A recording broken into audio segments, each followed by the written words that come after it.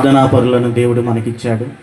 ఖచ్చితంగా ప్రతి ప్రార్థనలో దేవుడు మీ పక్షంగా చేస్తున్న ప్రార్థన విని జవాబిస్తాడు. ఆమేన్. షార్పు అంటే స్తోత్రం. తండ్రిని అడగగా అతడు బాల్యము నుండియే అది వాణ్ణి నాశనము చేయవలనని తరచుగా అగ్నిలోను నీళ్ళల్లోనూ పడద్రోయను. ఏమైనా నీ వలనైతే మా మీద కనికరపడి మాకు సహాయము చేయమనెను. అందుకు యేసు, నమ్ముట నీ వలనైతే నమ్మువానికి సమస్తమో సాధ్యమే అని అతనితో చెప్పాను. వెంటనే ఆ చిన్నవాని తండ్రి, నమ్ముచున్నాను, నాకు అపనమ్మకం పుట్టకుండా సహాయం చేయమని బిగ్గరగా చెప్పాడు. జనుల గుంపుగూడి తన యొద్ద పరిగెత్తుట యేసు చూచి, మోగవైన చెవిటి దయ్యమా, వాని వదిలిపోమ్మని, ఇక వానిలో ప్రవేశింపవద్దని నీకు ఆజ్ఞాపించుతున్నానని చెప్పి ఆ అపవిత్రాత్మను గద్దించాను. అప్పుడు అది కేక వేసి వాణ్ణి ఎంతో విలవిలలాడించి వదిలిపోయాను. అంతటా వాడు చచ్చిన వాని వలె ఉండెను గనుక అనేకులు వాడు చనిపోయాననిరి. అయితే యేసు వాని చెయ్యి పట్టి వాని లేవనెత్తగా వాడు నిలవబడెను. హల్లెలూయా, హల్లెలూయా. ఈ మాటల ద్వారా దేవుడు మనతో మాట్లాడును గాక. అయా, నీ సన్నిధిలోకి వచ్చిన నీ బిడ్డలకు నీ మాట అందించి వారి పరిస్థితులు మార్చి ఆశీర్వదించండి. పరిశుద్ధాత్మ సన్నిధి మా మధ్య ఉంచండి. దుష్టుడు అంధకార క్రిశక్తులను, గలిబిలి ఆత్మను, అల్లరిని యేసు నామములో బంధిస్తున్నాం, దూరపరుస్తున్నాం.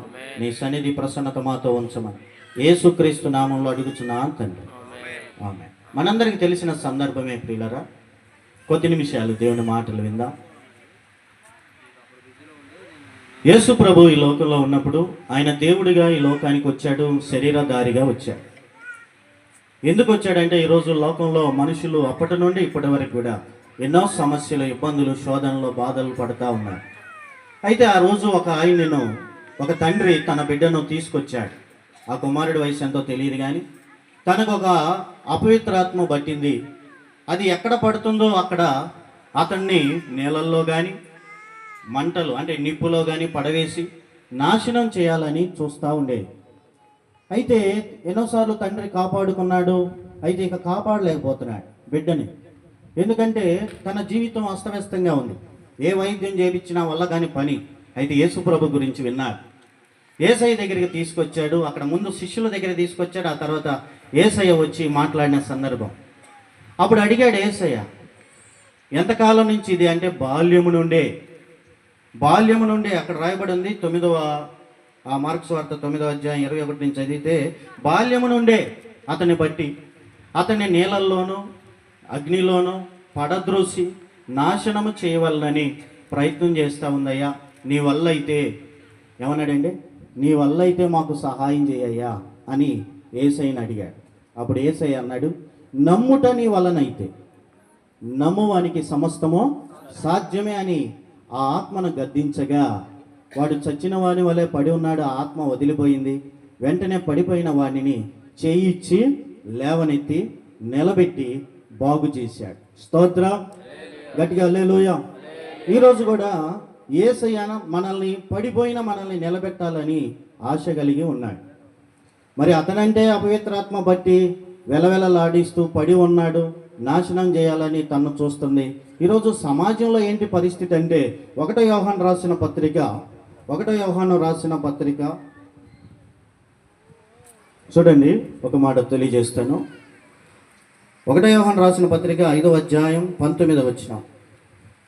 మనము దేవుని సంబంధులము, లోకమంతయు దుష్టుని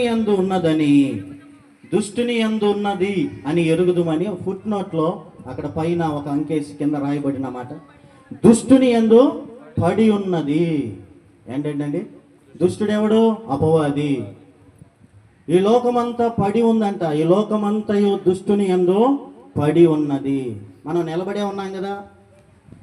పడి ఉండటం ఏంటి అంటే, సాతానుగాడు ఈరోజు సమాజాన్ని, లోకాన్నంతా పడేశాడండి. ఎందులో తెలుసా? 1 యోహాను రాసిన పత్రిక 2:16 కింద చదివితే, లోకములో ఉన్నదంతయు శరీరాశ, నేత్రాశ, జీవపు డంబము, ఇవి తండ్రి వల్ల పుట్టినవి కావు, దుష్టుని సంబంధమైనవే.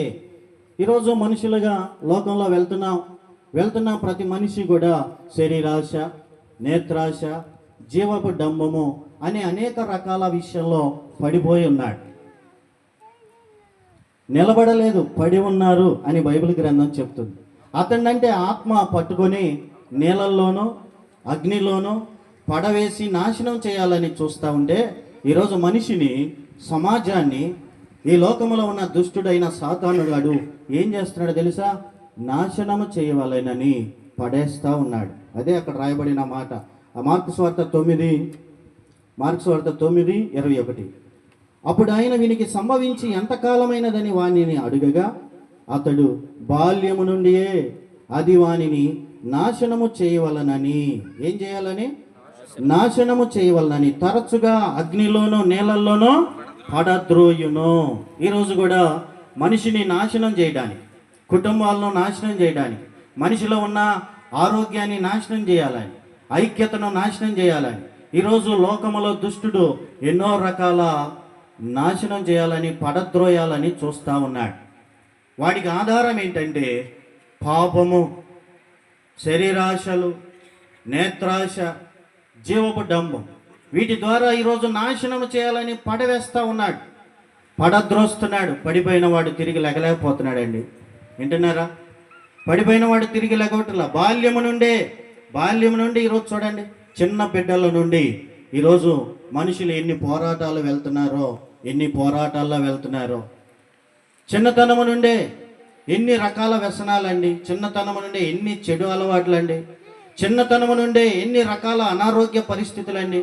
చిన్నతనము నుండే మనిషి ఈరోజు జీవితాన్ని పాడు చేసుకుంటా నాశనం చేసేసుకుంటున్నాడు. తనకు కూడా తెలియదు తన జీవితం నాశనంలోకి వెళ్ళిపోతుందని తెలియని పరిస్థితి. చిన్నతనము నుండే ఈరోజు సాతానుగాడు మనుషుల మీద గురి పెట్టి ఉన్నాడు. ఎందుకో తెలుసా? నాశనం చేయాలని పడేస్తున్నాడు. ఎందులో? శరీరాశ, నేత్రాశ, ఈ లోక సంబంధమైనవి. వాటిల్లో దొరకబోతే రోగాలు, సమస్యలు. ఏమండి, ఎన్నో రకాల పరిస్థితులు ఈరోజు మనిషికి నెమ్మది లేకుండా చేస్తున్నాయి. కారణం ఏంటంటే పడి ఉన్నవాడు లేవలేని పరిస్థితుల్లో ఉన్నాడు. ఈరోజు యవన బిడ్డలు కూడా అనేక పరిస్థితుల్లో పడిపోయి ఉన్నారు. మనుషులైతే నిలబడుతున్నారు, నేను ఏదైనా చేయగలను, సాధించగలను అనుకుంటున్నారు, కానీ వారికి తెలియకుండానే పడి ఉన్నారు. ఎందులో పడి ఉన్నారు చూసారా? సమాజంలో మనం చూస్తే ఎన్నో రకాల సమస్యల్లో పడిపోయి ఉన్నారు. తిరిగి లేగవలేక, బాగు చేసుకోలేని పరిస్థితుల్లో పడిపోతున్న పరిస్థితుల్లో ఈరోజు మనుషులు ఉన్నారు. చదువుకోవాల్సింది, మంచి భవిష్యత్తు ఉండాల్సింది, తల్లిదండ్రులకి మంచి పేరు సంపాదించాల్సింది, మంచి ఆరోగ్యం కలిగి, ఆయుష్ కలిగి, దీర్ఘాయుష్మంతులుగా ఉండాల్సిన వారు ఈరోజు చూడండి ఎన్నెన్ని పరిస్థితుల్లో ఇబ్బందుల్లో ఉన్నారా లేదా? నిండా 24 సంవత్సరాలు, 25 సంవత్సరాలు, కానీ అనేక అలవాట్లకు బానిసైపోయి, అనారోగ్యాలు పాలైపోయి, కిడ్నీలు పాడైపోయి, లివర్లు పాడైపోయి, కుటుంబానికి వేదనకరంగా తయారైపోయి నాశనములోనికి వెళ్ళిపోతూ ఉన్నారు. వారికి తెలుసు బాగుండాలని, కానీ ఆ పరిస్థితి నుండి బాగుపడలేని పరిస్థితి, బయటికి రాలేని పరిస్థితి, ఎక్కడ బాగుపడతామో తెలియని పరిస్థితి.